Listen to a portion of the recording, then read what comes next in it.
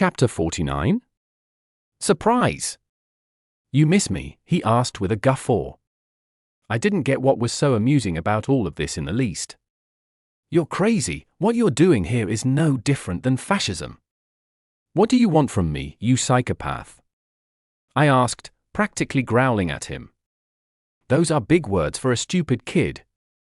Oh, just a little something special, he said, pulling out a revolver, putting it on my forehead, and pretending to pull the trigger. I nearly wet myself in those few seconds. Nothing is scarier than knowing that you might actually die. He then laughed like a maniac at my terrified expression. I swear, he was the very definition of neutral evil. Give me one reason I shouldn't blast you to pieces right now, he asked with a bored-looking expression on his face.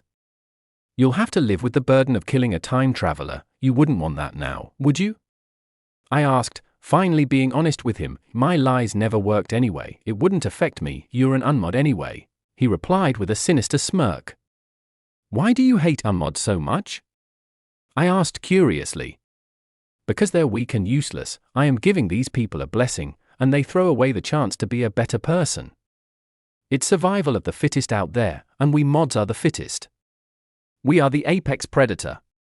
Whatever you say, buddy, I replied, shaking my head and trying my best not to have a panic attack. Maynard shut up for about 8 seconds and went into deep thought before turning to me with the most malicious grin I've ever seen.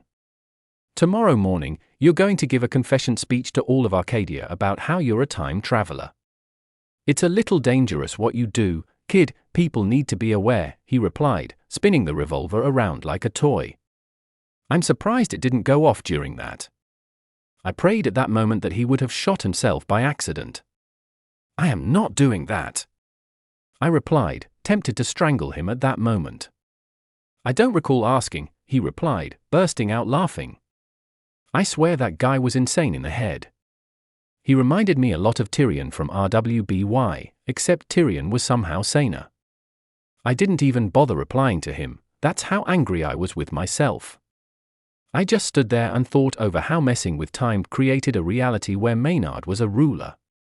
I felt so much anxiety at that moment that I honestly felt like I'd throw up.